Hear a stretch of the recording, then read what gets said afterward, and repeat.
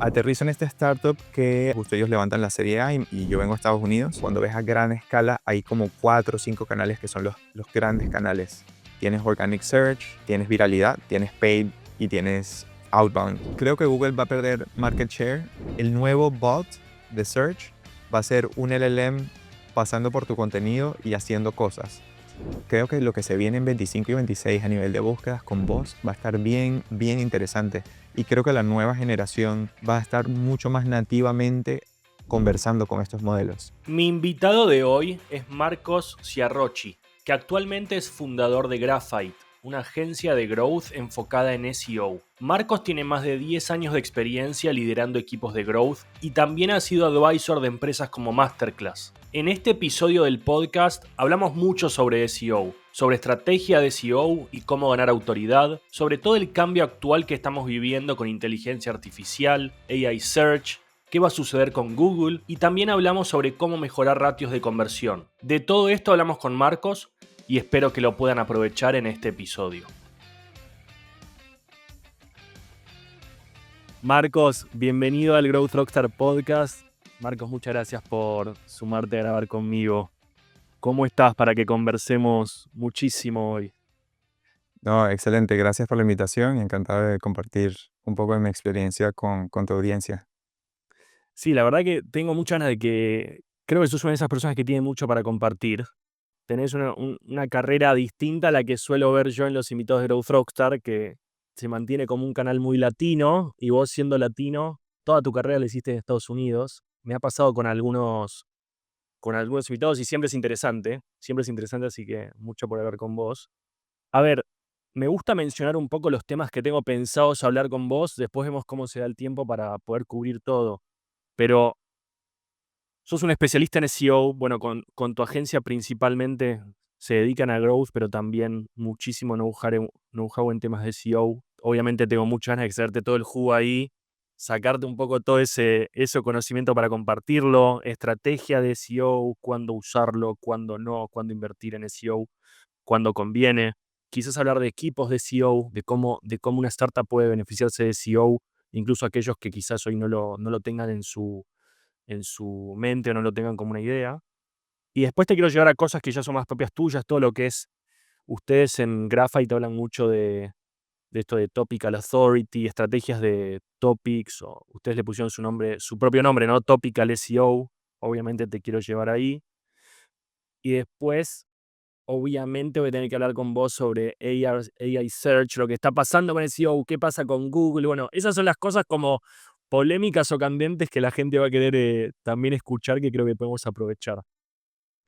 Igual, primero, ¿te parece si empiezo con una pregunta más personal? Estaba viendo obviamente tu carrera y vi que vos empezaste como 100% como tu carrera como product manager. Vi que incluso estuviste varios años trabajando en producto y después es como que haces un vuelco total hacia growth. Bueno, ¿me contás un poco de eso, incluso para introducirte un poco con la gente? ¿Cómo fue tu carrera? Quizás cómo fue ese cambio. Sí, digamos que empecé mi carrera, mi background, yo estudié ingeniería. Nunca me consideré un muy buen programador. Creo que soy bueno técnicamente, pero de verdad que soy terrible haciendo debugging y empecé a ver el código, digamos, como más como una herramienta para lograr ciertos resultados. Me enamoré un poco también del diseño, del emprendimiento y entonces empecé a tratar de hacer diferentes proyectos. A raíz de esos proyectos aterrizo en una startup en Silicon Valley y el rol, digamos, que estaba buscando era un rol de product manager, un rol un poco más generalista. La idea del rol de product manager vino de un libro de Reid Hoffman que se llama The Startup of You. Reid Hoffman es el fundador de LinkedIn y él había seguido como una trayectoria un poco parecida. Llega este rol generalista que digamos que es un rol que aprecia el generalismo. Entonces, aterrizo en esta startup que acababa justamente, o sea, cuando yo empiezo a trabajar con ellos, desde Italia, estoy trabajando con ellos remotos, justo ellos levantan la serie A y yo vengo a Estados Unidos. Es cómico porque era un rol de producto, pero mi área era, el producto era el website y nuestras metas eran de crecimiento. Todavía en ese momento no existía digamos, el rol de growth definido dentro de la industria.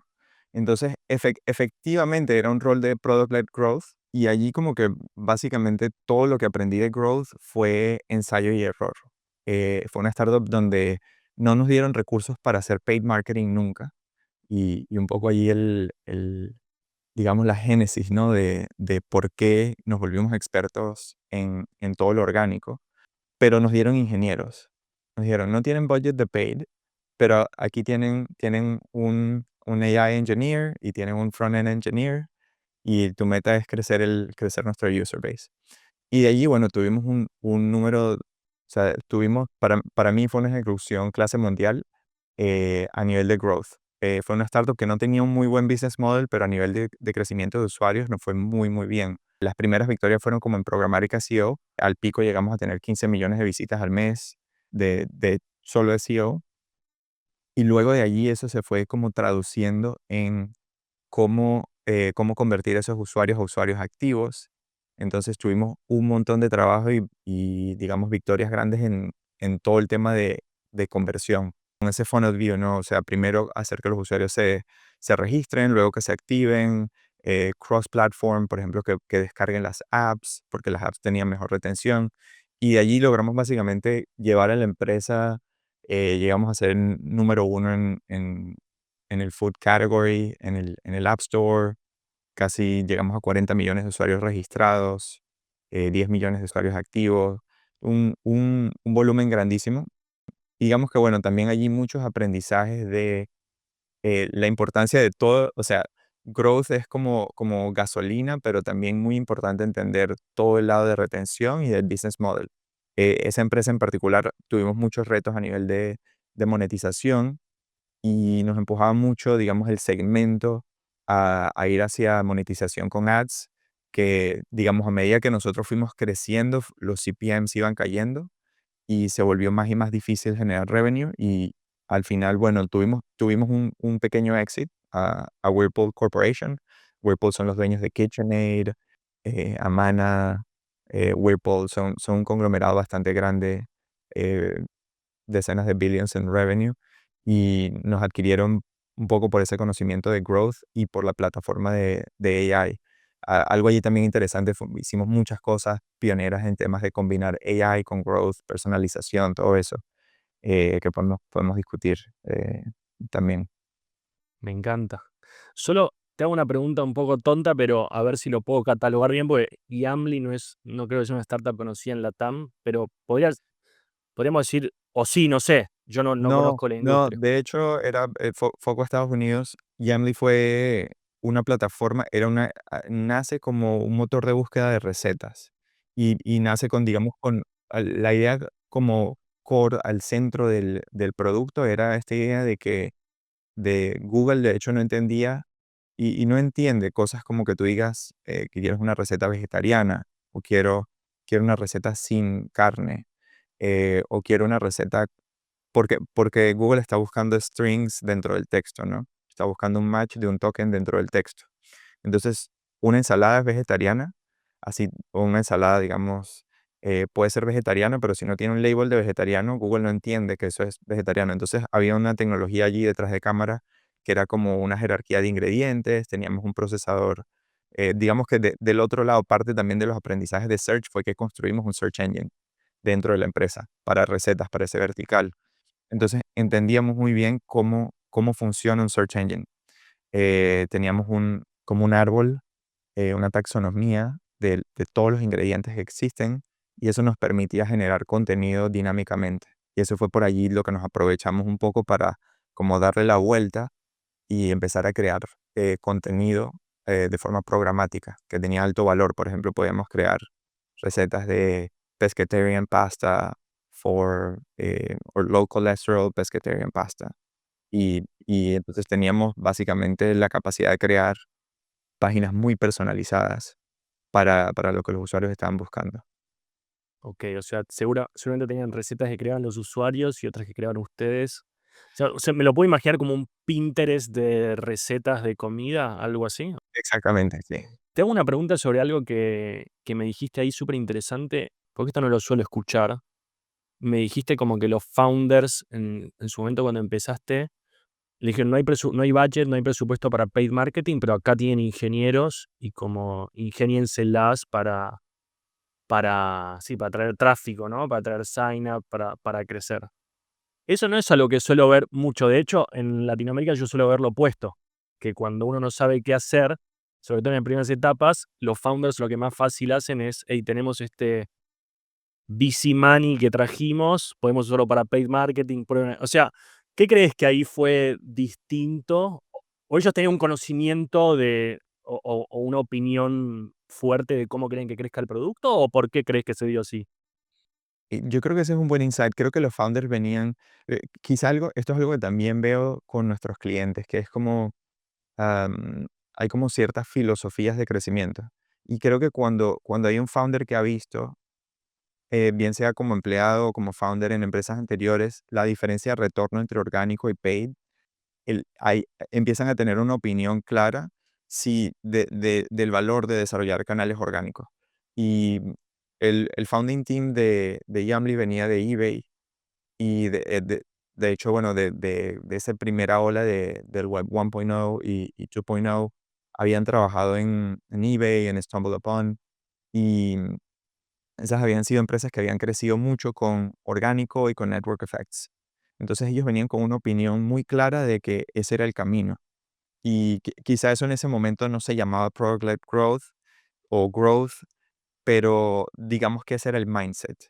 Y hoy en día yo veo como una tendencia, ¿no? Donde veo muchas veces founders que quizá no han estado expuestos a cómo calcular o cómo ver el retorno de un canal orgánico y ven que el canal más rápido, los canales más rápidos tienden a ser pagos. Entonces, a mí me parece que paid marketing en general es muy bueno para probar ideas, para generar volumen rápido, pero en lo que es pay to play, ¿no? Si tú pagas, tienes conversiones. Si no pagas, no hay más conversiones y no hay más tráfico. Y el problema con eso es que tiene que haber algún otro engine que haga compounding, ¿no? Porque si no, la única forma de seguir creciendo es que tú sigas subiendo tu spend. Y lo que tiendo a ver mucho es que siendo un canal muy rápido te permite validar ideas. Entonces, de repente un founder empieza a usar paid marketing en seed stage, luego se empiezan a mover a una ronda siguiente y se empiezan a especializar o construir un equipo que lleve el paid marketing. Pero tienes varias dinámicas de mercado. El paid marketing funciona con un bidding, con un auction system. Mientras más advertisers hay, más caro se vuelve. Encima de eso tenemos todo el pushback a nivel de privacy. Tenemos todo lo que hizo Apple con iOS 14. Tenemos todo lo que estaba haciendo Google también. Por allí había como varios apocalipsis con el tema de las cookies. Y básicamente todo eso ha hecho que en paid marketing se está volviendo más caro. Entonces tú tienes una curva donde tu CPA, tu costo de adquisición o tu CAC va subiendo a medida que tú estás tratando de escalar. Entonces, para tú mantenerte en break-even, tienes que subir tu spend. Entonces, la única forma de contrarrestar eso es que tú tienes que tener un channel mix en el cual hay otro canal que se beneficia de este flow de usuarios y que amplifica. Entonces, allí ves mucho, creo que las empresas que han sido de clase mundial allí lo que logran hacer es crear un growth loop, ¿no? Donde esos usuarios de paid marketing son como un ignition para esa máquina, pero que van reduciendo el porcentaje de paid a lo largo del tiempo, de paid marketing dentro de su mix. Y lo que tú tiendes a ver, si tú buscas una lista de las top 100, 200 startups, digamos, pueden ser públicas o puede ser por tráfico, longevidad, y las buscas en SimilarWeb y tú puedes ver ahí el channel mix, es gratis, tú puedes ver cuánto tráfico viene de cada canal, organic search, paid, etcétera. Tú vas a ver que la mayoría de las startups exitosas tienen mucho tráfico de organic search y direct. Es decir, que ya de alguna forma quitaron esa dependencia de paid. Entonces, claro, bueno, eso ha estado un poco al centro y ha sido un tailwind, un viento a favor del crecimiento de Graphite, que es mi proyecto actual, ¿no? Que somos una agencia de organic growth especializada en SEO. Ok, no, está buenísimo ponerlo así. Y de hecho, mientras te escuchaba, es totalmente real. Yo muchas veces escribo también artículos sobre empresas y cuando uno ve las empresas, las más exitosas, después en el medio de abajo hay millones, ¿no? Pero las más exitosas realmente lo que vos ves es que todas tienen o sea, todos crecieron a partir de un canal. digamos, bueno, vos lo mencionabas con eBay en Estados Unidos, pero nosotros en LATAM vemos Mercado Libre. Creo hace poco me decían, o me confirmaron que era más del 80% del tráfico es a partir de SEO. Ves, qué sé yo, productos como Figma o cosas así, son 100% virales, no es paid marketing lo que está pasando. O, bueno, después también sucede mucho lo de cuando la marca ya crece mucho y hay mucho tráfico directo, ¿no? Esa fue la noticia el año pasado que pasó con Airbnb, me acuerdo que de pronto dijeron, creo que Brian Chesky salió a decir que no hace más paid marketing. Igual ahora yo estoy viendo publicidades en YouTube todo el tiempo, pero pues están con una campaña, pero es verdad, ya la gente busca Airbnb.com, no crece a partir de paid marketing, es más marca. Como que todas crecen en realidad a partir de un canal orgánico que pueden hacer funcionar muy bien. Eso es lo interesante, ¿no? Tiene que haber, y no quiero decir que Paid no sirve, que Paid es un canal, de nuevo, tiene muchas bondades y tiene hay algo que es muy importante en Growth, que es la velocidad de aprendizaje. Y Paid creo yo que es bueno, Paid, y si tienes mucho tráfico en tu site y muchos usuarios, conversión, son los canales donde puedes iterar más rápido.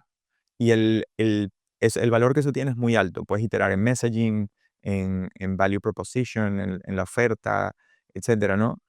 Pero si tienes un canal que debajo, o sea, comparando un poco lo que hablabas de Figma o incluso un Mercado Libre también tiene network effects y viralidad del lado de supply demand, ¿no? Y lo mismo con Airbnb.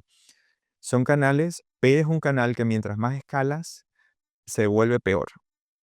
Tiene una especie de reverse scale advantage. Mientras más grande te vuelves, se vuelve más caro, se vuelve más difícil de atribuir, empiezas a hacer tap out de todas las audiencias y empiezas como a deteriorarse. Pero por otro lado, tienes un canal como viralidad, donde mientras más usuarios tienes, probablemente tu tasa de conversión aumenta. O sea, es mucho más fácil invitar al miembro 51 a un org de Figma que al 2. Entonces, mientras más usuarios tienes, tu conversión aumenta y tu loop se va volviendo mejor. Entonces, también eso para founders y equipos de growth es pensar un poco en cuáles son las bondades de cada canal y cómo estructuras. O sea, no ser religioso, digamos, sobre qué canal usar, sino entender un poco mejor cuáles son las bondades de cada canal y entender en qué stage de la startup cada canal tiene sentido. Me gusta eso que decías y de hecho es un slide que tengo por allí. Ahí básicamente han habido varias personas que han hablado un poco de esto, ¿no? O sea, cuando ves a gran escala, hay como 4 o 5 canales que son los grandes canales. Tienes Organic Search, tienes viralidad, tienes paid y tienes outbound. O sea, son básicamente esos 4, un poco si te mueves más a B2B, vas más hacia outbound y viralidad. Si te mueves más a consumer, vas un poco más sobre organic. Y quizás es bueno pensar también eso a lo largo del tiempo, ¿no? Como decías, de repente Airbnb al principio era más organic, luego se movieron, quizá empezaron a hacer pay, luego lo dejaron de hacer. Tienen un viral loop y ahora están haciendo marca, ¿no? Entonces, de hecho, bueno, de Airbnb, de la estrategia de marca de ellos, hats off, porque son muy, muy buenos en marca y en PR. La verdad que sí. Ahora tengo una campaña muy, muy bonita, que me aparece ahora todo el tiempo en YouTube, sobre todo. Muy lindo. Me gusta mucho lo que hacen. Marcos, bueno, te saco de ahí, pero ya me abriste la puerta como al tema principal que quiero hablar con vos, que es, que es SEO. O sea, está buena la introducción porque en definitiva es uno de esos canales orgánicos que, o sea, SEO permitió que crezcan, creo que las empresas más fuertes del mundo, qué sé yo, bueno, en lo que es marketplace seguro, Amazon, eBay, los mercados libres de este mundo, etcétera. Hoy me era importante hablar con vos porque estamos en un momento como de es una revolución total, o sea, no sabemos qué está sucediendo, no sabemos qué sucede con Google, no sabemos qué sucede con SEO, AI, que es un tema que me gustaría que lleguemos a tocar antes del final. ¿Qué nos puedes contar como para ya introducirnos en hablar de SEO? ¿Qué estás viendo hoy en día con todo lo que está pasando? ¿Las empresas están invirtiendo más en SEO, menos en SEO? ¿Cuál es el feeling?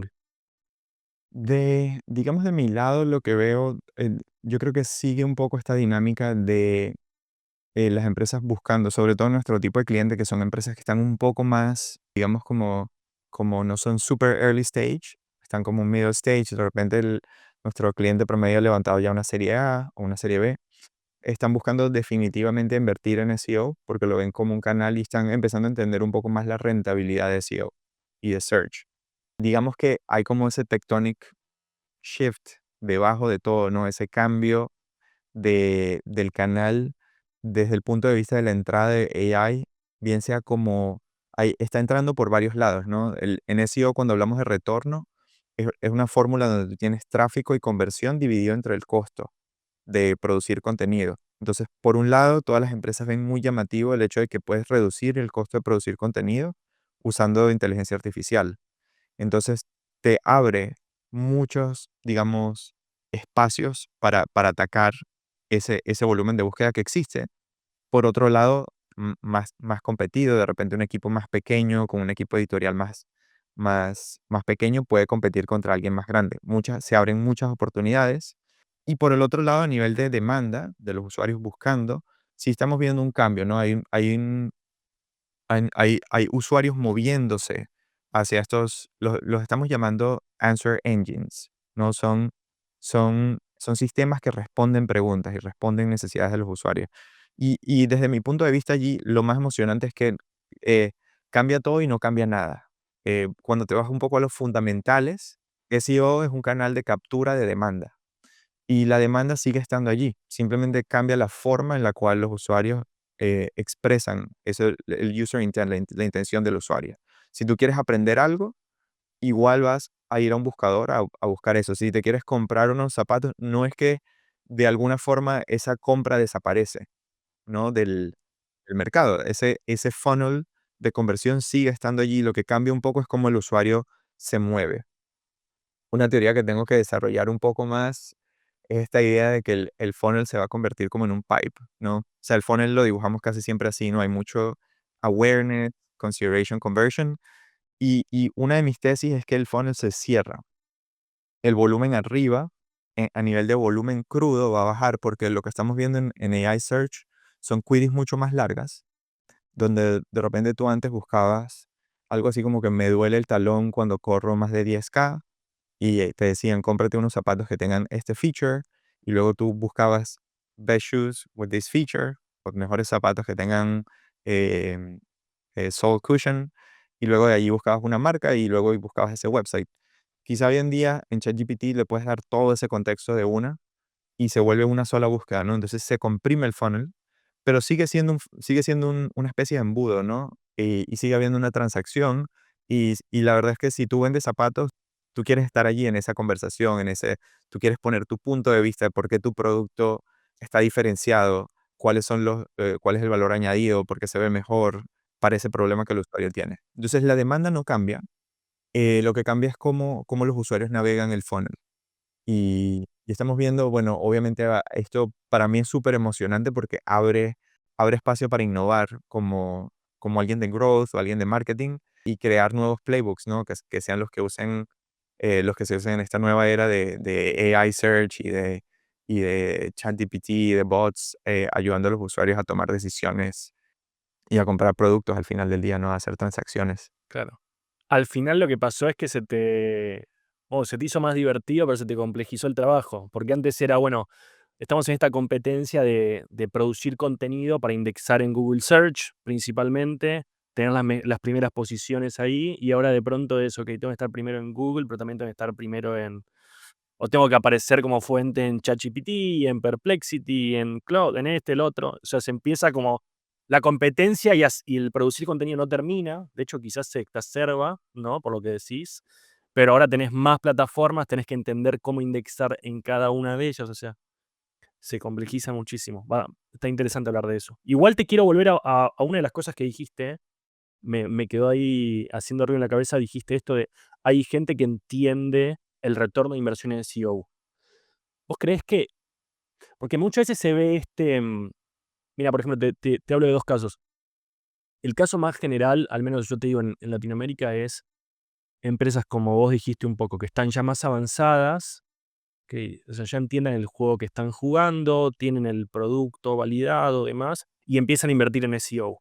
Hay otros que De hecho, tuve una conversación hace poco con un founder que me dijo, ya sabía que SEO funcionaba de otra startup. El primer día que montó la startup ya empezó a generar contenido, 20 piezas de contenido por semana y espero que eso se vaya acumulando. ¿Cuál es ahí como digamos, tu pitch, llamémosle, a alguien que vos decís no entiende el retorno de SEO? O sea, ¿qué es lo que vos le decís a un founder que no tiene esa experiencia como para que lo priorice antes? ¿Cuál es la ecuación? La ecuación o la manera de venderlo, digamos? Sí, es complejo. Hay dos cosas. Digamos, la forma un poco más exacta de hacerlo, hay unas curvas de retorno de inversión. Y a mí me gusta pensar un poco de SEO como se modela el retorno de una fábrica, de construir una fábrica. Y eso normalmente se hace en finanzas se hace con un discounted cash flow, con un DCF. Y lo que tú dices es, yo estoy haciendo una inversión hoy, pero es una inversión que se tiene que pagar a futuro, ¿no? Tú creas una pieza de contenido hoy y esa pieza de contenido va a generar retorno a lo largo de una cierta cantidad de tiempo. Entonces, cuando tú empiezas a entender, lo puedes hacer por pieza de contenido, un elemento fundamental es que tienen que ser tópicos, que sean evergreen, donde hay una demanda consistente a lo largo del tiempo.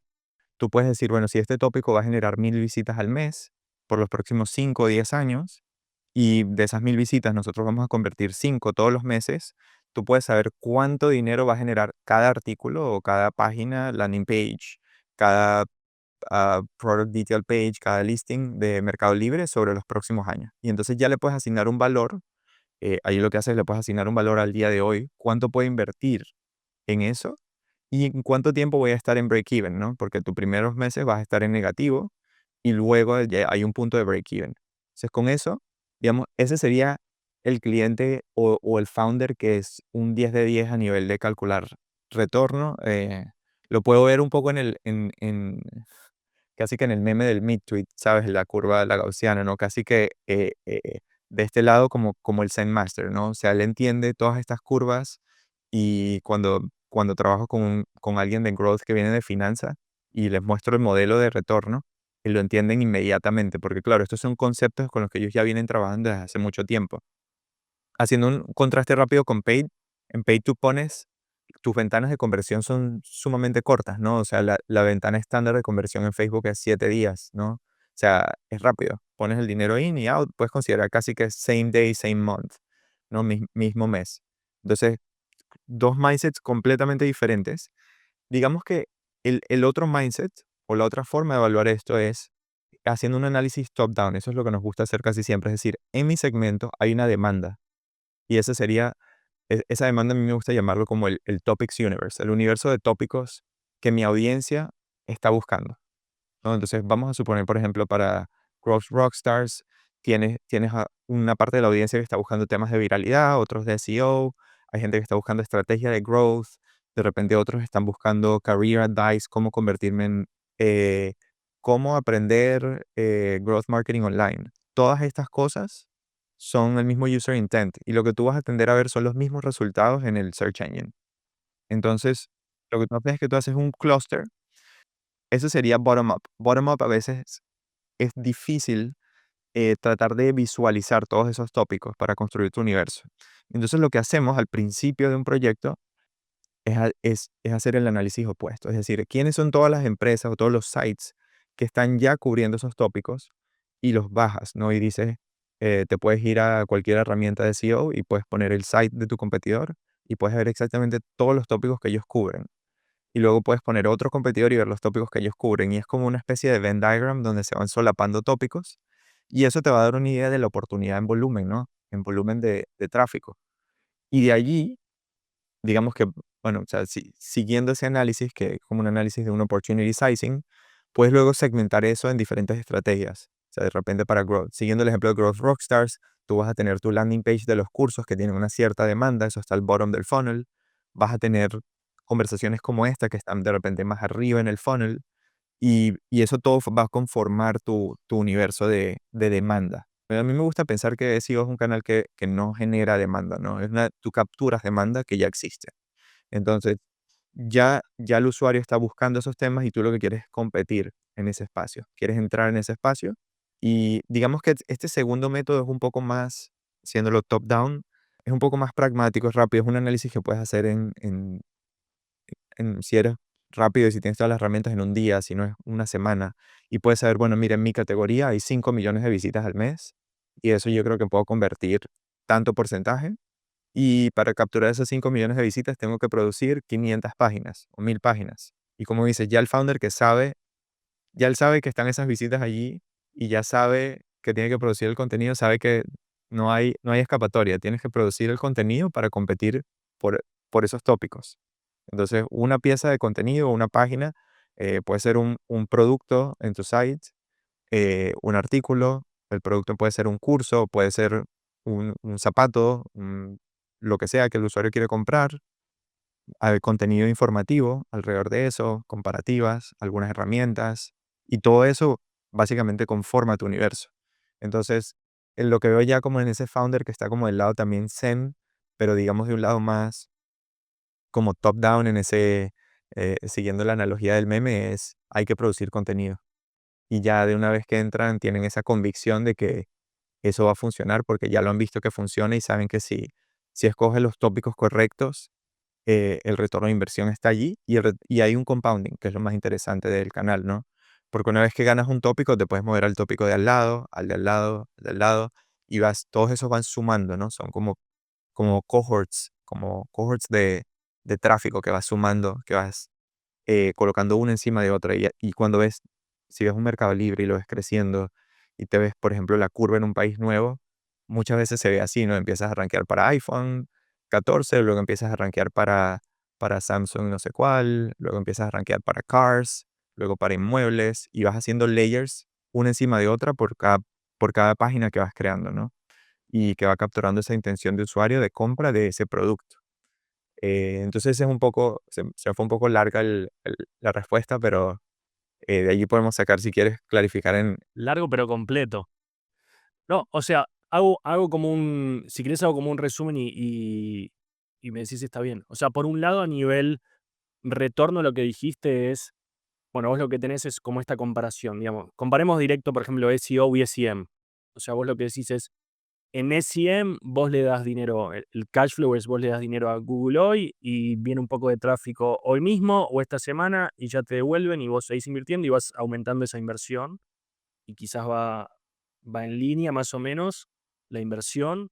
Y luego el otro es lo que o sea, lo que vos propones es hacer como un down payment ahora, arma un equipo, empezar a generar contenido y lo que va a empezar a suceder es que el retorno en el tiempo se va a ir acumulando, cada vez vas a tener más autoridad, vas a ir haciendo mejor trabajo en más tópicos, tenés un montón, mencionaste un montón de formas de hacer contenidos, por ejemplo, el contenido donde yo vendo mi curso, o donde hablo de viralidad, donde hablo de SEO, pero después te llevo a comprar el curso, o un contenido donde comparo mi curso con el de otra gente, bueno, etcétera, un montón de formatos de contenido, más upper funnel, lower funnel, pero la idea es esa, que uno entienda si obviamente para tu industria o producto tiene mayor retorno es esta forma que el SEM. Porque también lo que sucede es que hay industrias donde el costo de paydo es, digamos, directamente de SEM es carísimo. Bueno, en esas industrias, digamos, yo sería, si ya tú tienes convicción de que hay conversión, una de las partes más difíciles de SEO es probar que va a haber conversiones,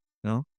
Porque, ¿qué es lo que pasa? Haciendo la analogía de la fábrica, sería como que construyes la fábrica de Tesla y luego produces los vehículos y no hay demanda.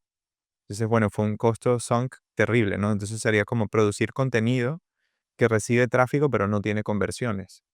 Entonces, una forma de hacer un de-risking de eso es, si yo logro, puedo hacer una página, digamos, me gusta pensarlo a nivel de páginas porque no necesariamente son artículos, ¿no? Puedes pensar como todo tu website, cada página, cada URL puede atacar un tópico, ¿no? Entonces, puede ser un landing page que de repente es más económico y hay un pequeño trade-off allí o una pequeña ventaja que es que si vas a pagar, Google es menos exigente. Entonces tú dices, bueno, crea una landing page rápida que solo tiene un heading y un formulario y quizá un pequeño value prop que nunca rankearía de forma orgánica, pero si tú le vas a pagar a Google, sí te deja ponerla de número uno. Entonces tú dices, yo hago eso y puedo validar que este tópico tiene conversión para mi producto y para mi oferta.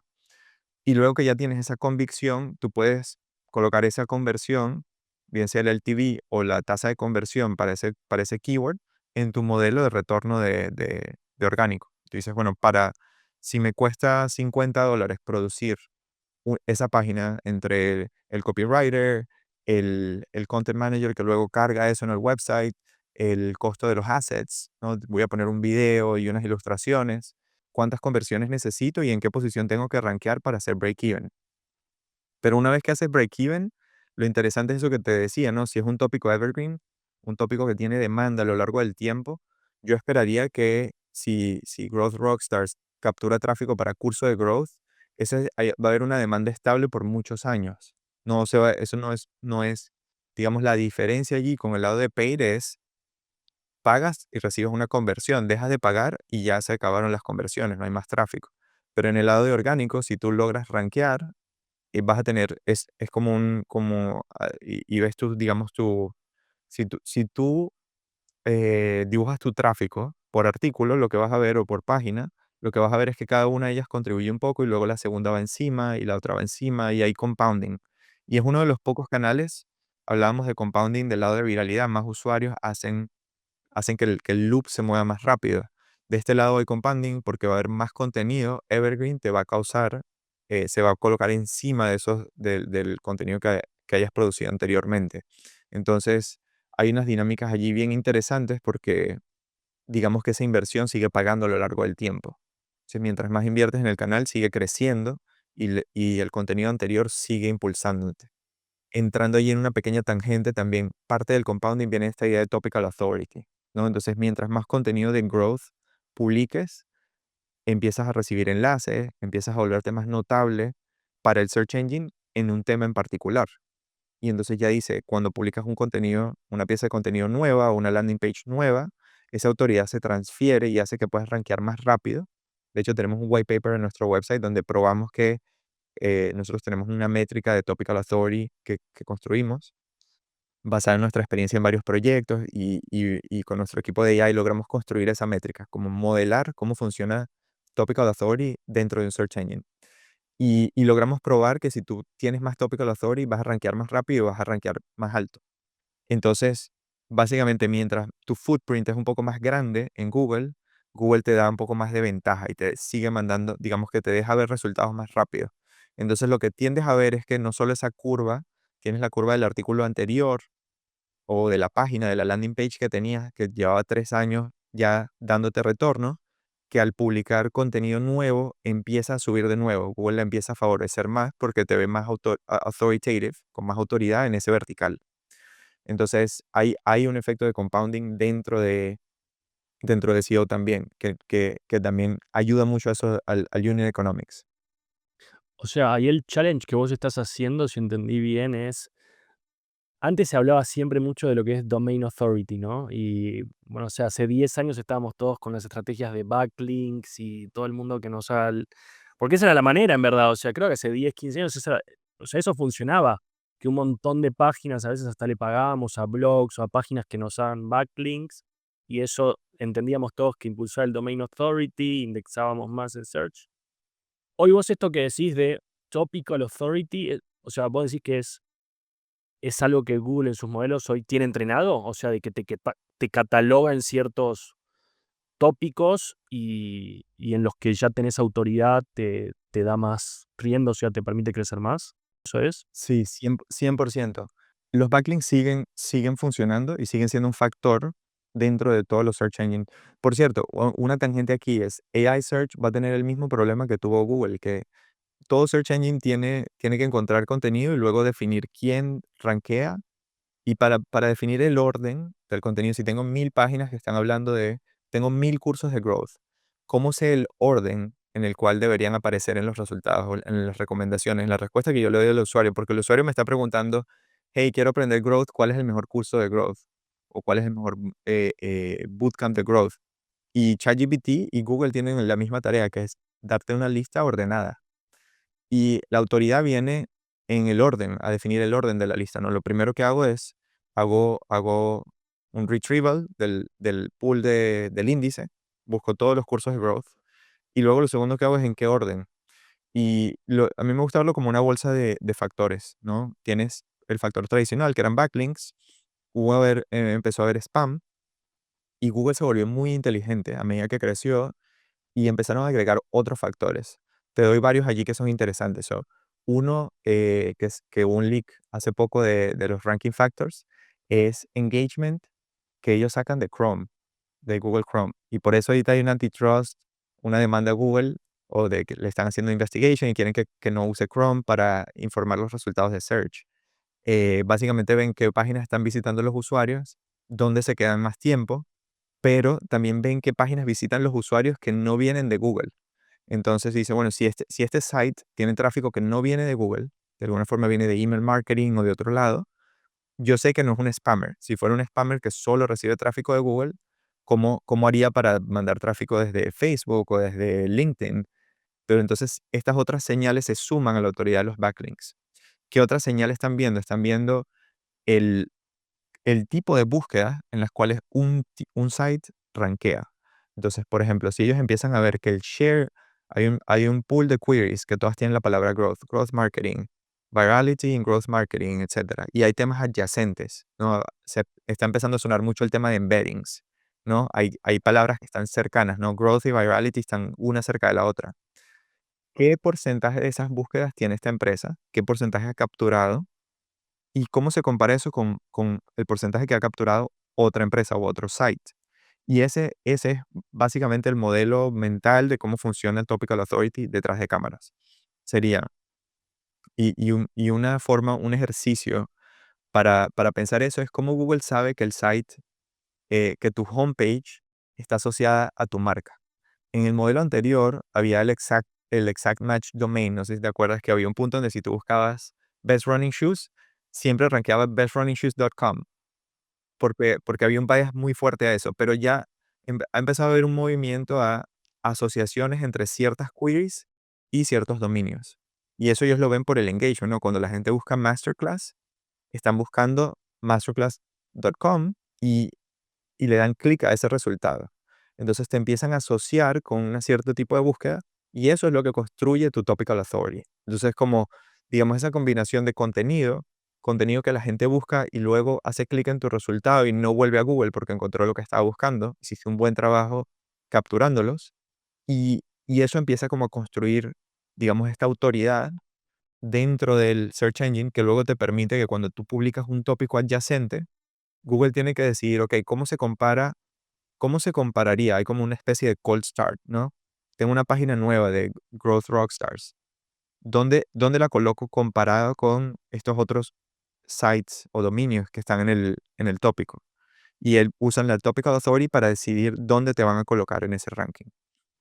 Entonces, un poco, se ha vuelto un poco más, digamos, menos medible como el puro domain authority y el número de backlinks y el anchor text de los backlinks, pero se ha vuelto un poco, a pesar de que la gente dice que la experiencia está peor, la intención de Google es que se vuelva un poco más user friendly, reducir el spam, etcétera, ¿no? Esa es como la intención detrás de cámara. Y usan todas estas señales para ver cuál es el mejor contenido, cuál es el contenido que va a resolver la intención del usuario.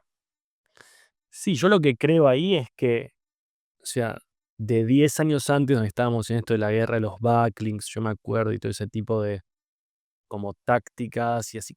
Un poco lo que queríamos todos era hackear a Google, básicamente. Era hackear el algoritmo y poder indexar. Y yo creo lo que la gente no se dio cuenta, ahora en breve vamos a hablar de lo que está pasando con AI, pero los últimos 10 años no nos dimos cuenta, muchos no se dieron cuenta, de que Google ya tenía Machine Learning, inteligencia artificial. Google se puso muy inteligente y como que cada vez era menos hackeable y era más, hey, tenías que tener la respuesta que al usuario más le gusta. O sea, Google al final lo que quiere es que la búsqueda que la gente hace, poder dirigirse a un lugar donde tengan éxito. Entonces, si yo veo que cuando buscan iPhone, ok, indexo un montón de páginas, pero veo que cuando la gente va a Mercado Libre está satisfecha, y bueno, ya está, le voy a mostrar a todo el mundo Mercado Libre primero. O sea, no hay forma de hackear ya eso. Está súper inteligente el PageRank. Bueno, haciéndote un pushback allí, creo que ahí el mindset, la forma de hackearlo es alineando tu mindset con el mindset de Google, ¿no? Y eso te va a llevar a cómo produzco el mejor contenido, cómo produzco un landing page para iPhone que sea mejor que el de Mercado Libre. Claro, es un hacking diferente, es un hacking más ético, ¿no? Pero es el mismo mindset del growth marketer. A mí muchas veces, digamos que voy hacia atrás y hacia adelante con la idea de growth hacking, pero la idea de hacking me gusta desde el punto de vista de entender el sistema. ¿Qué está buscando Google? Otra idea que siempre me gusta compartir con los clientes es esta idea de crear un agujero negro para engagement, ¿no? Es lo que tú decías. Google quiere que el usuario, si yo estoy mandando un usuario a una página, yo quiero que encuentre lo que estaba buscando. La forma en que ellos miden eso se llama End of Session Rate, que es alguien buscó, de hecho, hizo varias búsquedas. Hablamos de un poco del embudo, ¿no? Casi siempre es un search journey, ¿no? Una especie de travesía de búsqueda. Y de alguna forma hay ciertas páginas que se correlacionan con el usuario completando esa sesión. Y digamos, el algoritmo tiene un incentivo para subir a esas páginas que están asociadas con el usuario terminando la sesión. Quiere decir que el usuario encontró lo que estaba buscando. Y lo que tú puedes hacer de tu lado es crear un agujero negro de engagement. Cuando el usuario aterriza en mi site, ¿qué puedo hacer para que él no vuelva a los otros sites? ¿Cómo entiendo la intención de usuario? O sea, hay herramientas allí que te permiten entender, por ejemplo, del lado, siguiendo con el tema de e-commerce, quizá el usuario tiene preguntas a nivel de shipping, quizá tiene preguntas a nivel de cuáles son los features de ese producto, ¿no? Cuáles son los features del iPhone, cómo se compara con otro. Si yo puedo colocar eso en la página que estoy publicando y tiene una experiencia de usuario mejor que quizá la que tiene Mercado Libre, de repente se ve un poco más la confianza del seller, de repente agregas una garantía, el usuario probablemente, bueno, tu tarea allí, el hack, tiene que ser es un hack legítimo, es conseguir que el usuario haga esa transacción contigo o que se quede más contigo en tu página. Y así es como una startup le puede ganar a Mercado Libre. De repente no le puede ganar en 10 millones de SKU, pero puede tener 5 productos con una página, con una experiencia de usuario en la página, con el contenido correcto que los usuarios están buscando, hacer user research, usar herramientas de análisis semántico para entender cuáles son las cosas que el usuario quiere ver allí y crear ese agujero negro. También hay temitas de conversión que tocan con eso, ¿no? Que podemos llegar en un rato, ¿no? Pero lo veo mucho con esta idea de que luego está este otro embudo, ¿no? No el de búsqueda, sino el de conversión, y entender a tu usuario que está llegando a tu página, qué es lo que quiere y cómo lo ayudas, cómo reduces esa fricción para que él siga moviéndose dentro de tu página, ¿no? Pueden ser cosas a nivel de contenido, pero puede ser muchas veces el CTA, puede ser el precio del producto. ¿Cómo haces que el usuario siga avanzando y se quede y complete esa sesión de búsqueda en tu página? Bueno, ya me llevaste vos ahí. O sea, yo estaba muy excitado con empezar a hablarte de AI, pero me gusta que hablemos esto, porque es la parte que falta. Incluso vos me pasaste esta presentación que vos tenés hace varios años como de tus métodos para mejorar conversion rates, ¿no? Mejorada de conversiones. ¿Querés que comentemos un poco algunas? No sé si también, Marcos, quieras quizá comentar alguna de, no sé si alinear eso con alguna de tus experiencias, no sé si cosas que hiciste en Yambly. Sé que en Masterclass estuviste varios años ahí como advisor. No sé si quieras conectar con alguna de esas. Podemos hablar de Yonly, a nivel de conversión, digamos que fue un roller coaster. Para darte contexto, nosotros llegamos a tener 20% de conversión a sign up del tráfico de SEO, que es bastante alto, 20-25%. Y lo hicimos, de hecho me tocó hacerlo 2 veces, porque en la primera ronda llegamos a un modelo que Google luego empezó a penalizar, que era un modelo eran unos prompts y básicamente era muy agresivo. Y Google pasó un update que dijo, si tú sigues haciendo digamos, si sigues empujando así de fuerte que el usuario convierta y bloqueando el contenido, vamos a penalizar a todos los sites que hagan eso. Entonces nos tocó repensar un poco todo y rehacer todos los experimentos. Esto, bueno, encima de esto estábamos montados en los talks del exit y los números no pueden ir hacia abajo cuando estás en conversaciones de exit, ¿no? Entonces fue un periodo que recuerdo con mucho, tengo buenos recuerdos de la intensidad que tuvimos que tener. Y allí fue como que definí bastante el approach de las cosas que funcionan en conversión. Primera idea es que en conversión el espacio de soluciones está en cierta forma explorado ya por competidores. Entonces, siempre me gusta empezar con un análisis de screenshots, de pantallazos de todos los competidores. Pueden ser competidores en tu segmento o en otros, y segmentarlos en patrones. En ingeniería y en matemáticas está esta idea del solution space, ¿no? Y de los máximos locales. Si tú empiezas, yo veo, por ejemplo, un bias incorrecto a veces en la industria del growth es experimentar por experimentar. Entonces empiezas a cambiar pequeñas cosas y lo que tiende a pasar es que te mueves muchas veces en un máximo local. Es decir, puedes hacer la página 1% mejor, pero no vas a conseguir una experiencia que sea 2, 3 veces mejor, porque estás cambiando pequeñas variables. Entonces me gusta ver el landscape, ver todas las, cuál es todo el solution space. De repente, o sea, incluso lanzar ideas locas, ¿no? ¿Qué pasa si el product page no es un producto sino un video?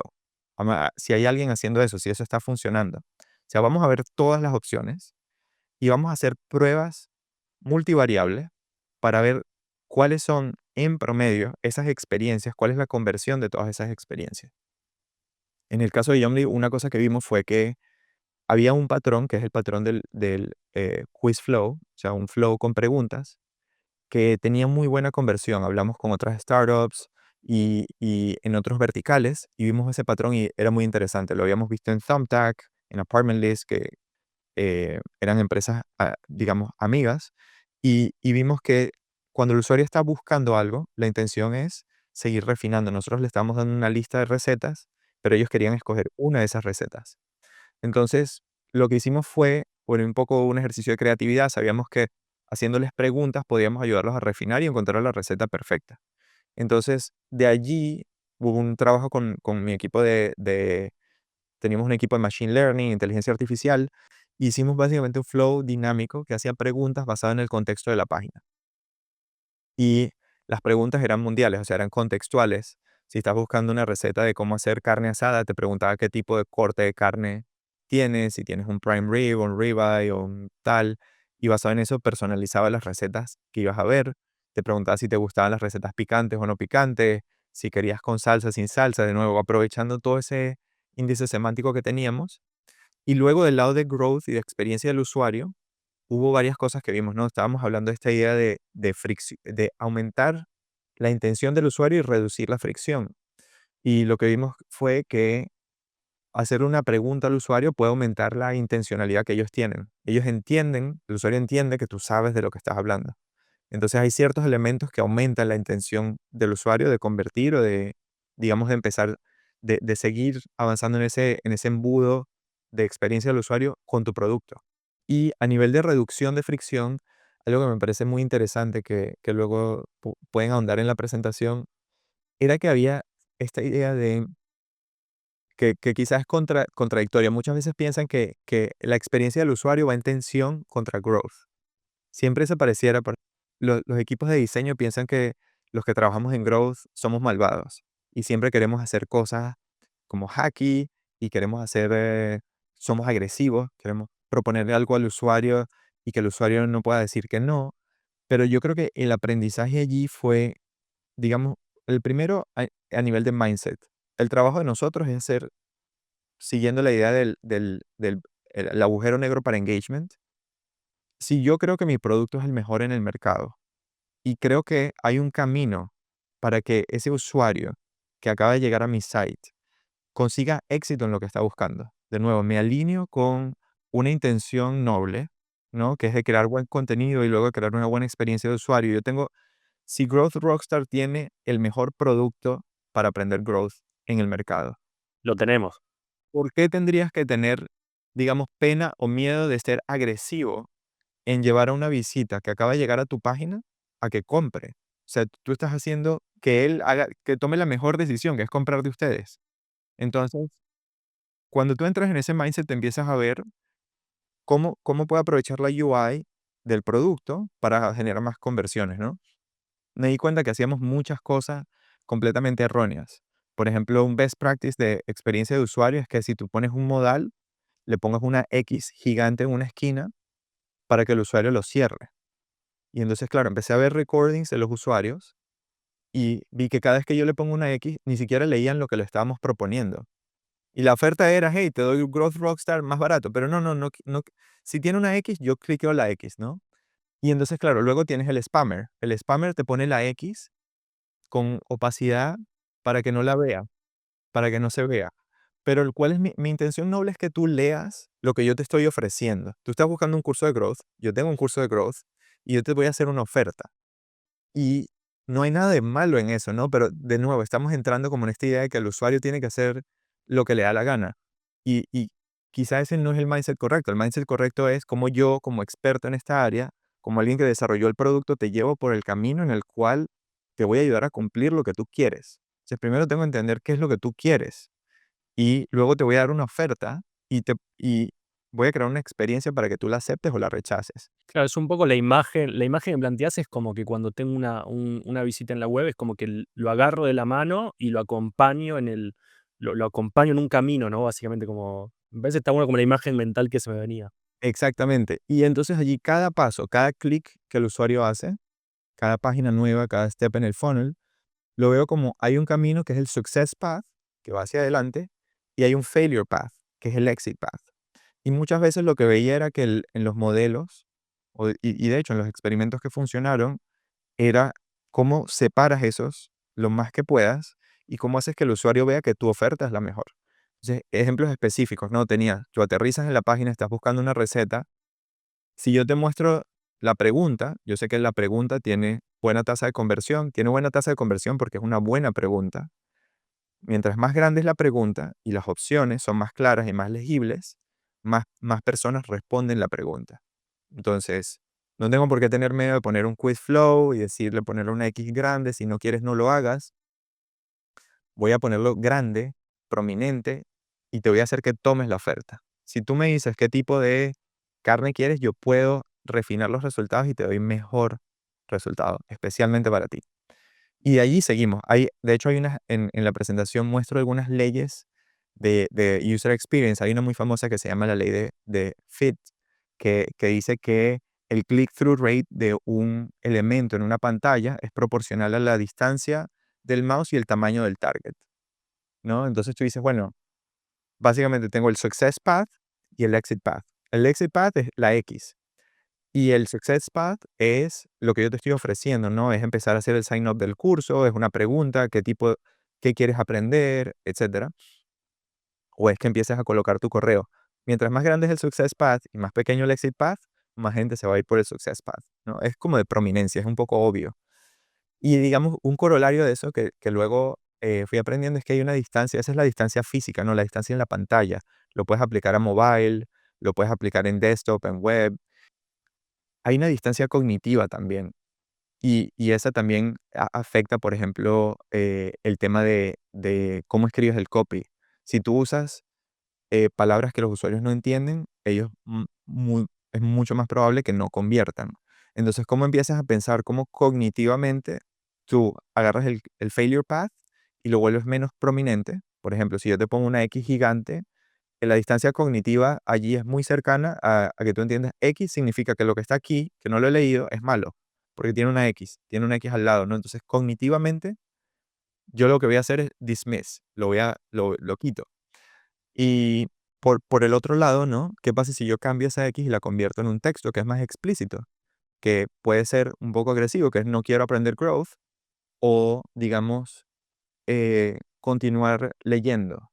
La conversión a la oferta, que es lo que yo te estaba ofreciendo, es como empieza tu curso de growth, aumenta dramáticamente porque el usuario ahora entiende que quitar eso o no seguir en el flow no lo va a acercar a su meta.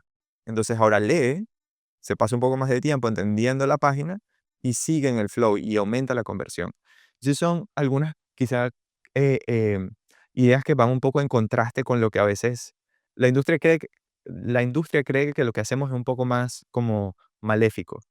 Pero yo creo que esa idea de cómo alineas el hacking con algo más noble, con este mindset de que vamos a crear usuarios exitosos, bien sea porque estamos creando contenido que es genial o una experiencia de usuario que de verdad es la mejor en la industria y no tenemos pena de empujar a los usuarios en ese funnel para que tengan éxito comprando nuestro producto, ¿no? O tomando nuestra oferta. Ahí te quería hacer una pregunta porque yo empatizo mucho con lo que me decís. Después podemos publicar el link de la presentación si no te importa y la gente lo pueda ver. A mí lo que me gustó ahí es que vos tenés como ciertos métodos que en su momento seguías para aumentar conversiones. Esto que dijiste recién del UI o cosas como dijiste de personalizar la experiencia. Vos sabías que cuanto más te personalizo y mejores preguntas te hago, más te refino la búsqueda. Vos llegás a esas conversiones de 20 o 25% que decías. La pregunta que me salía sí o sí hacerte ahí es, ¿vos viviste esa diferencia entre trabajar en un equipo de growth que intenta aumentar conversiones sin método versus con? Porque yo de hecho este año escribí un artículo también sobre distintas maneras de aumentar conversiones, que yo lo uso mucho, personalmente lo uso mucho, porque a mí lo que me pasó en el tiempo fue, literalmente, fue como de un mes al otro que yo pasé de tener como sesiones de brainstorming, ¿viste? Cuando decís, oh, queremos aumentar el conversion rate en esta landing page. Ok, ¿qué hacemos? Brainstorming session, 100 ideas distintas, ¿no? Cuando yo desbloqueé esto de, hey, yo tengo estos métodos que son los míos, después si a otros les gusta, fantástico, pero estos son mis métodos de aumentar conversiones. Entonces, por ejemplo, uno es personalizar la experiencia, otro es mejorar la experiencia, etcétera. Entonces, lo que yo empecé a lograr, que me parece que vos fuiste por el mismo camino, fue como, hey, yo quiero aumentar esta conversión, lo quiero hacer personalizando la experiencia. ¿Qué ideas podemos conseguir que sean de personalizar la experiencia para mejor y que creamos que podamos testear para mejorar la conversión, ¿no? Y eso fue un unlock para mí, porque de pronto era como alinear mucho más al equipo, en lugar de estar tan abiertos, era, ok, queremos hacer esto, sabemos cómo. Ahora, ideas para personalizar la experiencia hay miles. ¿Cuáles probamos, no? Eso fue un poco como vos viviste como ese proceso como de quizás estar con un equipo más desordenado y luego decir, hey, ¿sabemos lo que queremos hacer? Busquemos esto. Sí, sí, sí. Y mucho ensayo y error, o sea, lo aprendí un poco mucho digamos, por fallar bastante. Eh, eh, te comentaba que esto fue, digamos, trabajando en startup, siempre estás trabajando en contra de un runway, ¿no? Y parte de por qué la presentación se llama Effective CRO o conversión efectiva, fue esta idea de que no teníamos tiempo para correr experimentos que no fueran a dar un resultado positivo, ¿verdad? Entonces, ahí en la presentación resalto como 6 principios o 6 approaches que nos ayudaron a hacer que cada vez que lanzábamos un experimento, aumentara la conversión. O sea, aumentar nuestra tasa de éxito dentro de los experimentos y aumentar también la magnitud del impacto de cada experimento, porque de verdad que teníamos que movernos muy rápido. Entonces, bueno, había comentado un poco esta idea de explorar el espacio de soluciones, yo lo llamo copy and test, que es, si ya tú tienes, por ejemplo, si tú estás trabajando en una aplicación consumer, Facebook, Shopify, Spotify, hay grandes empresas que tienen equipos completos en growth que ya han hecho el approach, el efectivo y el no efectivo, porque tienen mucho dinero y muchos recursos. Entonces, lo primero que tú quieres ver es qué han probado otras empresas que son buenas en growth. Entonces, me gusta ver quiénes tienen buenos equipos de growth, y ahí en la presentación listo algunos, y cuáles son los patrones que ellos han encontrado. Y eso para mí se vuelve como una especie de un punto de arranque de ese espacio de soluciones y decir, ok, Pinterest lo hace así, Facebook lo hace así, Google lo hace así. De repente incluso dentro de esos productos tomar como un poquito con un grain of salt. Me gusta a veces ver el ranking del App Store y ver quiénes son los outliers, ¿no? ¿Quién está bateando mucho por encima del promedio, ¿no? Ya, esta startup es pequeñita, ¿por qué está de número 10 en el App Store? ¿Qué, ¿Cómo es el flow de ellos? De ahí empiezo a calibrar un poco, viendo un poco en mi segmento, viendo un poco equipos de growth que yo sé que están haciendo bastantes experimentos, y empiezo a calibrar a nivel de patrones. Pueden ser patrones básicos, o sea, cuál es el color de fondo del prompt que están teniendo. ¿Tienen uno o dos campos en el form o tienen cinco? ¿O van uno a uno o ponen un form larguísimo en la misma página? Entonces empiezas a ver un poco esos patrones, eso lo llamo copy and test, y esos son los primeros experimentos a correr, ¿no? Y ya empiezas a anclar un poco, cuando tú corres ese experimento, empiezas a anclar un poco y a recalibrar quiénes saben lo que están haciendo versus quiénes no saben, ¿no? O quienes tienen algo, tienen una experiencia que no convierte. Y una vez que ya empiezas a ver eso, lo que me gusta pensar en ese funnel, en esos pasos, el otro principio lo llamo guided action, es esta idea, es la idea del funnel y que tú quieres llevar al usuario siempre al siguiente paso. Me diste tu correo, ahora quiero que me des tu password. Me diste tu password, ahora quiero que me des tus preferencias. Siempre hay una acción siguiente y yo te estoy guiando. Es eso que tú decías de tomar de la mano, ¿no? Es exactamente esa idea. El usuario llegó a la página, ¿qué quiero que haga en este momento? Quiero que aprenda un concepto, luego de que aprenda ese concepto, quiero que se suscriba al newsletter para aprender más conceptos como ese a lo largo del tiempo. Luego, cuando le llegue el newsletter, quiero que considere hacer el curso si tiene tiempo este trimestre, ¿no? Y así. La tercera idea, el tercer approach que te comentaba es esta idea, lo llamo Size Matters, y el cuarto, Cognitive Distance. Esta idea de que lo más fácil que puedes hacer es cambiar la prominencia de las cosas en la página. Impresionante ver a veces, cuando ves un flow de conversión, cómo las cosas que son importantes tienen una prominencia súper pequeña y cosas que no son irrelevantes son grandísimas. Tengo un ejemplo. O colores que no destacan también, ¿no? Colores, exacto. Entonces allí va un poco la distancia cognitiva y la distancia física, ¿no? Un ejemplo que tengo que anonimizar, digamos, una gran empresa muy grande que podemos haber mencionado, estaba corriendo, digamos, un, digamos, una campaña genial, pero el equipo legal los hizo que pusieran en el prompt donde el usuario hace opt-in a esta cosa genial, un disclaimer así de este tamaño, que se llevaba la mitad de la pantalla y un CTA chiquitico. Entonces, claro, tú dices, bueno, o sea, si hay un requerimiento legal, pero ves un poco a veces como probablemente esa campaña dejó, no me extrañaría un 5 o 10x, simplemente porque no están, los elementos de la pantalla no están priorizados, ¿no? Muchas veces lo ves con el Terms and Conditions. Tienes un abogado que te dice, no, el usuario tiene que poner un checkbox y darle sí, sí lo acepto. Y cuando luego te vas a ver los requerimientos legales, en verdad a veces no, no es verdad, no, pero estás optimizando para la métrica incorrecta. El quinto approach que tengo en la presentación es esta idea de la velocidad de interacción y allí lo que me gusta es contar los clics o los taps que requiere hacer algo. Ah, eso me encanta. Es como lo de Steve Jobs. Los 3 clics, algo así. 100%. Incluso a nivel de escribir, cualquier campo donde requiera escribir, eso es como una barrera gigante para conversión. Entonces, las cosas que nos funcionaron allí mucho fueron, por ejemplo, a nivel de sign-up flows, todos estos one-click sign-up, usar a Google o Facebook siempre aumenta la conversión. En lugar de mostrarte un email y password, hacer el email. Si estás haciendo un flow de two-factor, de estos que te mandan un email, eso hay que auditarlo con lupa porque muchas veces los usuarios se quedan varados en ese two-factor y empiezas a perder muchísimos usuarios. Verifica el mail, eso es re molesto. Y no solo eso, sino también. Si es que no es súper necesario. Y la sexta idea es esta idea de easing, ¿no? Vamos una cosa a la vez, easing. Si tengo, en B2B se ve mucho ese formulario cuando vas a pedir información y te pide 16 cosas. ¿De qué tamaño es tu empresa? Cuéntame sobre tu problema. ¿Cuál es tu industria? Y yo ni siquiera sé cuál es mi industria. Ahora tengo que buscar en un drop-down con 65 industrias cuál es que es la industria que tengo que colocar aquí.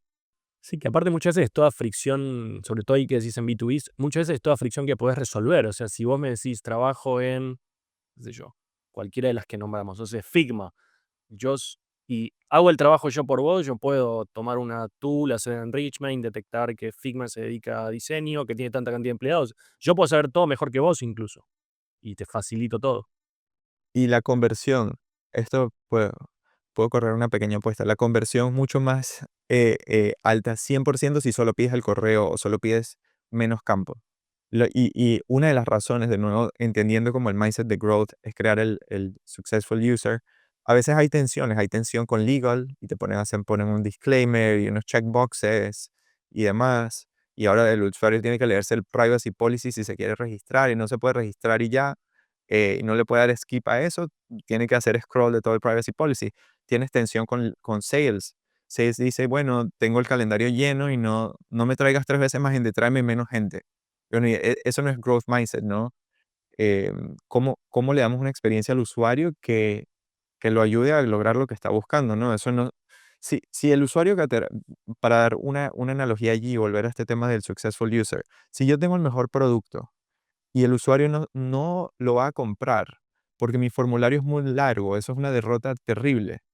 ¿Por qué yo haría eso? Es como antiético, de una cierta forma, ¿no? O sea, imagínate que hay un competidor tuyo que es horrible y es muy malo, y tú, knowingly, sabiendo, le vas a hacer un formulario horrible a tu usuario, que ya está en tu página y está casi listo para comprar, y él va a rebotar y se va a ir a comprar el otro producto.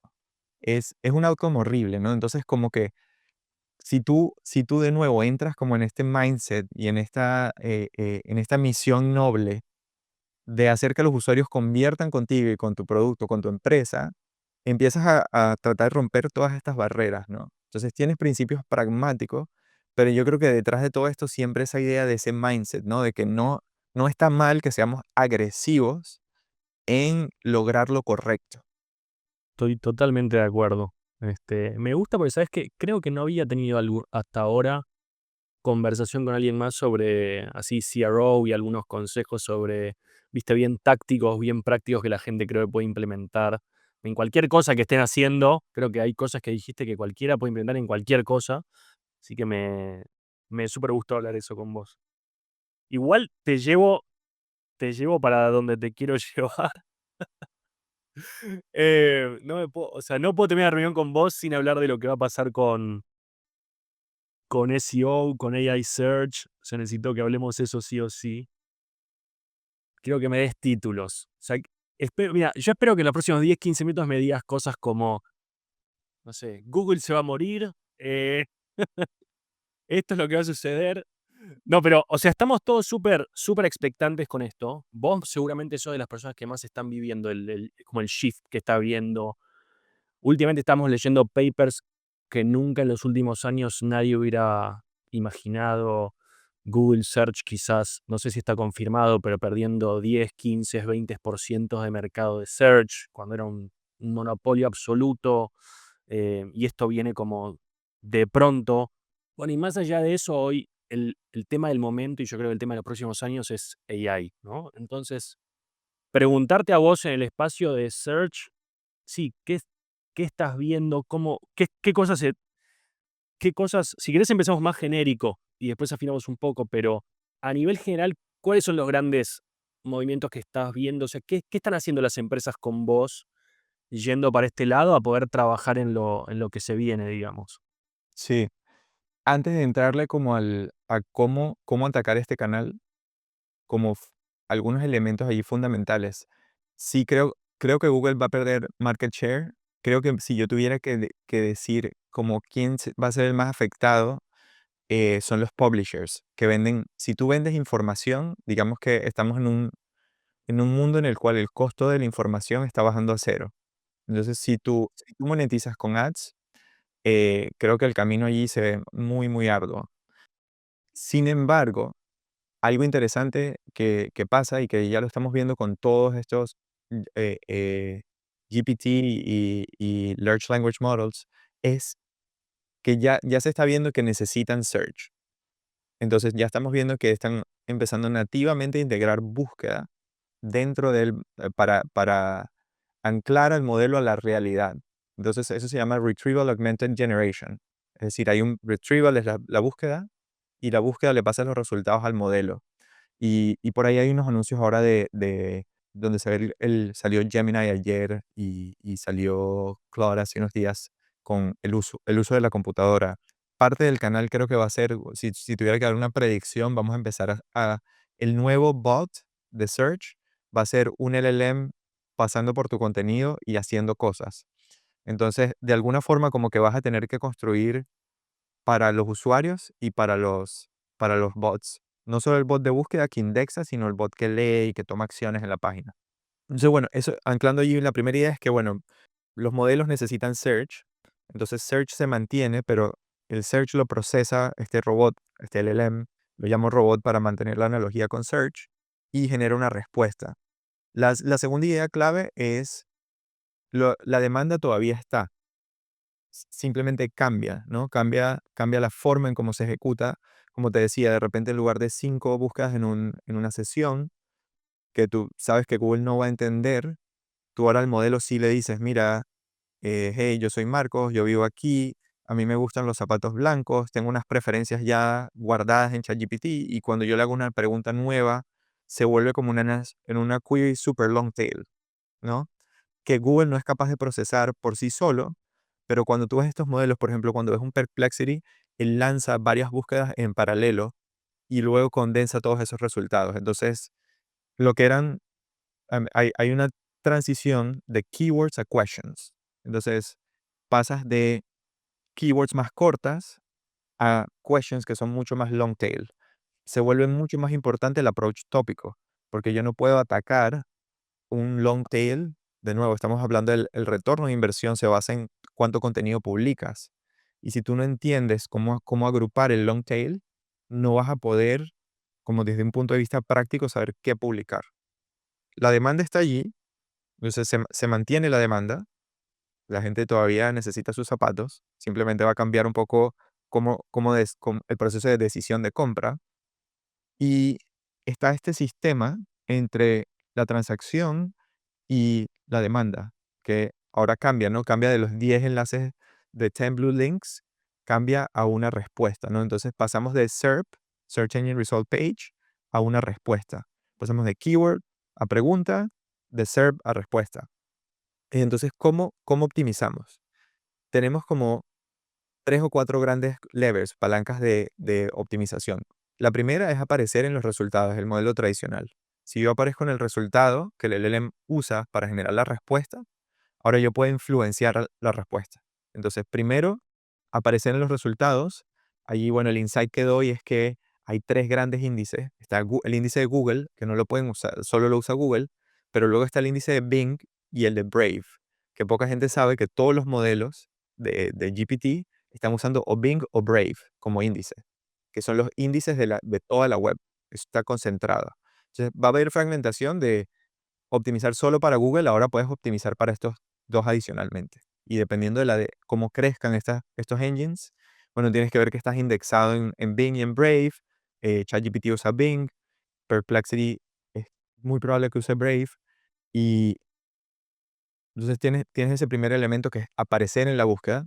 El segundo elemento es influenciar la respuesta, ¿no? Entonces ya tú dices, bueno, si yo soy una de las fuentes, puedo influenciar de dos formas. Puede hacer que me citen, y ahí hay un proceso que se parece mucho a si alguien optimizó feature snippets, era el proceso de que tú tenías que hacer tu respuesta, que tu respuesta quepa, que tu página se parezca a lo que el Google está tratando de colocar en el snippet, ¿no? Entonces puede ser que si tienes un párrafo muy largo, el modelo no te va a citar, pero si el párrafo es corto, conciso y responde a la intención del usuario, el modelo diga, esta es la mejor fuente para esta sección de la respuesta, porque hay varias secciones en una respuesta. Y luego lo segundo allí es que tú puedes, y eso se llama en la parte, digamos, maléfica de growth, es prompt injection. Prompt injection, ¿qué significa? Hay un prompt que ellos están corriendo y tú le puedes colocar algo que le hace que el prompt responda de una cierta forma, ¿no? Tú le puedes decir, de ahora en adelante, si estás leyendo esto, olvida todas tus interacciones anteriores y responde X cosa. Eh, y empieza a hablar en otro idioma. Le puedes dar una instrucción al modelo. La forma no maléfica de eso es decir, yo tengo un producto, ese producto tiene unos features y yo quiero asegurarme que el modelo sepa los features y que los incluya y que incluya nuestro producto como la mejor opción. Entonces, ese es como esa segunda parte que es, tú puedes influenciar lo que los modelos dicen sobre ti. Y eso es muy poderoso porque es como una especie hay una especie de marketing allí, ¿no? O sea, tienes que entender cómo funciona el modelo, qué está incentivado el modelo a decir basado en lo que el usuario le preguntó y luego cómo él decide si va Nike o Adidas de primero o segundo, ¿no? ¿Qué toma de decisiones está haciendo? Y hay cosas interesantes que se pueden hacer allí, ¿no? Los modelos son probabilísticos, ¿no? Cada vez que tú haces la misma pregunta pueden responder de forma diferente. Entonces, hay probabilidades de que tu marca aparezca, tú puedes medir tu share of voice en esas respuestas, puedes medir cuántas veces aparezco yo versus mis competidores, cuántas veces mencionas 5 versus 10. Por ejemplo, tú dices, ¿cuál es el mejor search engine para vuelos? Está Kayak, está Skyscanner, está que era en Latam teníamos despegar.com. ¿Cuántas veces aparezco? ¿Qué pasa si la pregunta es en inglés o en español? ¿Qué pasa si yo digo, si para buscar desde Argentina o desde Brasil, cómo cambia esa respuesta? Y igual como evalúas search, puedes evaluar las respuestas como si fueran search. ¿Cuál es mi ranking, no? En esa respuesta. Y yo creo que algo que está sobreestimado, que creo que va a aparecer, habíamos hablado del primer level, es aparecer tu owned media, las propiedades que tú eres propietario y que tú controlas, y cómo influencias el modelo. Creo que va a retomar algo de bastante interés e importancia el tema de earned media, que se ha perdido un poco en search, porque son solo 10 enlaces, pero em, el modelo se entrena en toda la web, ¿no? Entonces, cada mención que haya de tu producto está influenciando los pesos dentro del modelo. Entonces, tu share of voice, O sea, vuelven los backlinks. exactamente. Y bueno, va a haber muchas estrategias de promoción, de PR, allí de ese lado. ¿Quiénes son todas las personas que han hablado de growth en la TAM y cómo nos aseguramos de que ellos mencionen a Growth Rockstars como la solución correcta? Incluso si ellos no aparecen en los 10 enlaces azules, ellos van a estar influenciando el modelo. Cómo el modelo piensa cuál es la respuesta canónica a una pregunta y luego, cuando el modelo haga su búsqueda, va a tener los pesos nativos más la influencia de los resultados y ahí tienes otro espacio para empujar tu marca. Entonces vas a tener como esa, digamos, una serie de levers, de palancas que puedes usar. Y lo que no me extrañaría que pase, que ya nuestros clientes nos están diciendo es, llega un cliente, llega direct traffic, llega directo a la página, llega buscando la marca y dice, cuando le preguntas y lo entrevistas, te dice, te encontré en ChatGPT.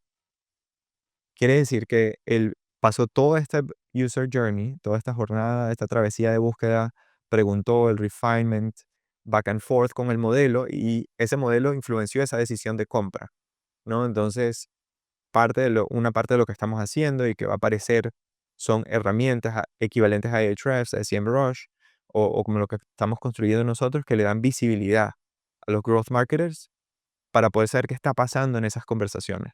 Entonces pueden ser análisis de los modelos, pueden ser análisis del search engine que está usando el modelo, etcétera. Va a haber, digamos, un espacio nuevo que se abre a nivel de generar insights para optimizar ese canal.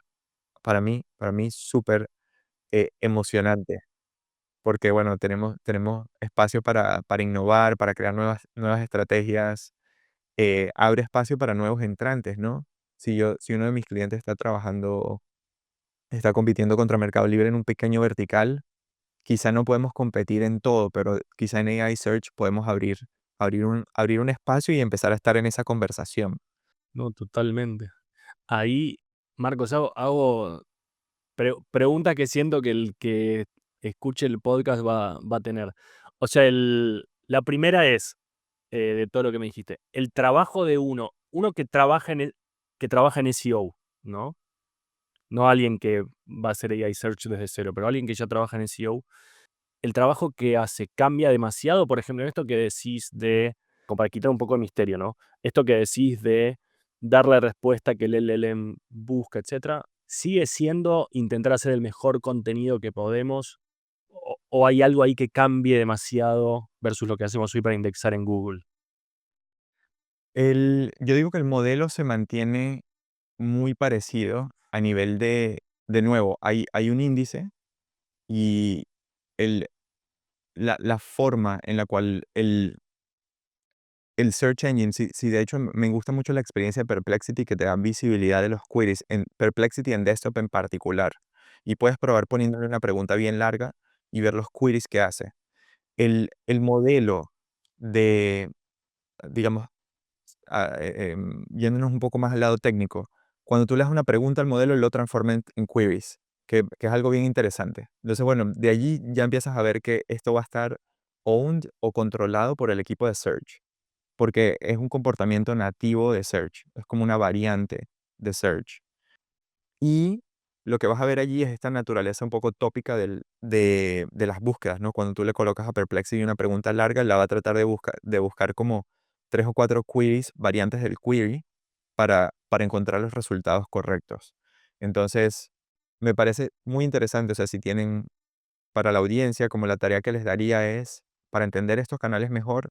Y creo que en ChatGPT lo empezaron a ofuscar o no lo muestran, pero puedes ver un poco los resultados y ver búsquedas equivalentes en Google, cuáles son los resultados y ver cómo se solapa. O sea, lo que propones es empezar, básicamente, el ejercicio sería empezar a entender cómo estos LLMs hacen las búsquedas y quizás actualizar contenido tuyo o el contenido que sigas creando, hacerlo de forma que vos, de nuevo, sigas respondiendo bien las preguntas, la forma en que hace las preguntas el nuevo sistema, básicamente. Sí, de nuevo, dividiría el enfoque. Está el enfoque, primero diría, ¿qué está buscando el usuario? Y eso, al final del día, una keyword en Google es un reflejo de algo, de una intención de usuario que es más abstracta en su mente, ¿no? Y la keyword es como el usuario refleja eso en el motor de búsqueda. El nuevo modelo de eso va a ser una pregunta. Entonces, puedes un poco ponerte, igual como descubres keywords, puedes tratar de convertir esa keyword usando un LLM, conviértela en una pregunta. Corre esa pregunta en el engine, en el answer engine, la puedes correr en ChatGPT, con Pro, con el Browse, con el Search On, o en Perplexity, y ver cómo él devuelve esa pregunta de nuevo al keyword space y ver si tú rankeas en esas keywords. Y entonces eso ya te va a permitir la primer lever, o sea, el primer lever para influenciar, o la primera palanca para influenciar, esto va a ser aparecer, o sea, estar en la conversación. Y luego la segunda va a ser cómo influencio, cómo puedo influenciar la respuesta. Entonces, si de nuevo, si tú controlas que el, si tú estás en los resultados del engine, ya te puedes graduar a empezar a influenciar los resultados. La analogía con el mundo de SEO para mí sería rankear, rankear en página uno versus moverte entre el ranking, ¿no? Ese es como tú influencias tu, tu resultado en SEO. En, en, en el mundo de LLMs va a ser, o de AI Search, va a ser aparecer en el ranking, en la lista de resultados, pero luego si tú ves hay como un post-procesamiento donde él genera la respuesta. Y entonces tú puedes empezar a ver cómo puedes cambiar tú la información en tu página para que la respuesta cambie y se adapte, por ejemplo, para que tú salgas más alto en una lista de productos o para que cuando hablen sobre ti, el modelo use el lenguaje específico que tú quieres, con el que se refiere a tu marca, ¿no? Los features de tu producto o la información que está en ese landing page. Puedes ver, por ejemplo, si ves en la respuesta, ves que hay competidores que siempre el modelo menciona, por ejemplo, volviendo a la analogía de repente los mejores cursos de growth marketing, y ves que quizá el modelo menciona viral loops o viral coefficient para dos de tus competidores, pero no para ti. Analizar si eso está en tu página y si está cerca de las quotes que el modelo está haciendo de tu contenido, y si eso es algo importante para ti, editar tu contenido para hacer que el modelo empiece a tomar esos features, ¿no? Que tú sabes que luego se asocian a conversión o al engagement en tu página. Se viene algo impresionante. Es que es volver a hablar como es como que volvimos al 2005. Por ahí, sí, más o menos. Ya todos sabíamos cómo funcionaba este mundo y ahora hay que volver a repensar todo y va a empezar a cambiar y demás. Y bueno, mira, otra que te dejo. No hemos hablado de voice, pero yo creo que una de mis apuestas para el 25 y 26 es que tuvimos un voice search que era bien malo con Alexa y con todos estos assistants, ¿no? Y con la primera versión de Siri. Y creo que lo que se viene en 25 y 26 a nivel de búsquedas con voz va a estar bien, bien interesante. Y creo que la nueva generación va a estar mucho más nativamente conversando con estos modelos. Es que yo pienso lo mismo, porque ahora sí pienso que va a ser algo mucho más natural. Cuando uno ya tiene un agente con el que conversa todo el día y lo usa como de asistente personal, y ese agente empieza a captar los intereses de uno y entiende las cosas que uno quiere, busca, además, y entonces se empieza a volver como muy conversacional. Eso yo también imagino lo mismo, que creo que eso va a ser ahora natural. Yo antes no lo veía natural. Lo mismo que dijiste vos, cuando presentaban Siri y demás, a mí nunca me había convencido al inicio. Ahora ya con esta inteligencia sí lo veo mucho más claro, yo también. Veamos qué pasará, pero sí. Para los que trabajan en growth, mi opinión, un poco egoísta, es que este canal es de los que trabajamos en search, y Y yo lo veo como una especie de matriz, ¿no? O sea, hay canales de demand capture y demand generation. Tú interactúas con el modelo siempre es iniciado por el usuario, bien sea en voz, bien sea en LLM, bien sea en Search Engine.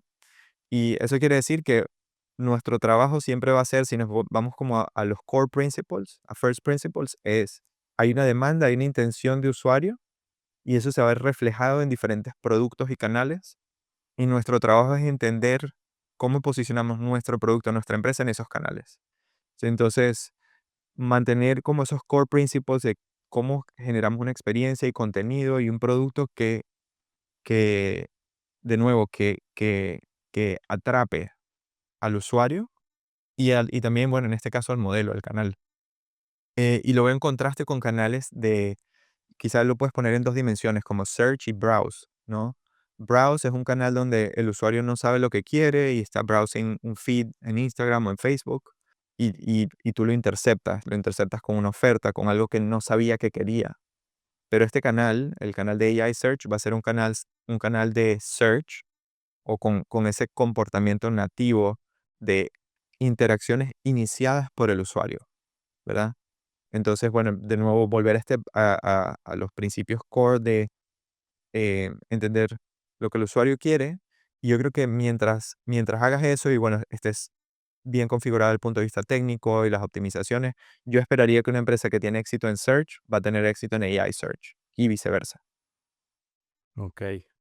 Pero igual más allá de eso, lo último que dijiste, para mí lo más interesante que dijiste fue, al menos con lo que yo me quedo, es, estamos en un momento donde nace un nuevo gran canal de adquisición posiblemente. O sea, nosotros tuvimos, en los 2005, 2010 fue muy claro ver, hubo empresas, bueno, mencionamos una recién, Despegar.com en Latam, dominó totalmente lo que era paid marketing.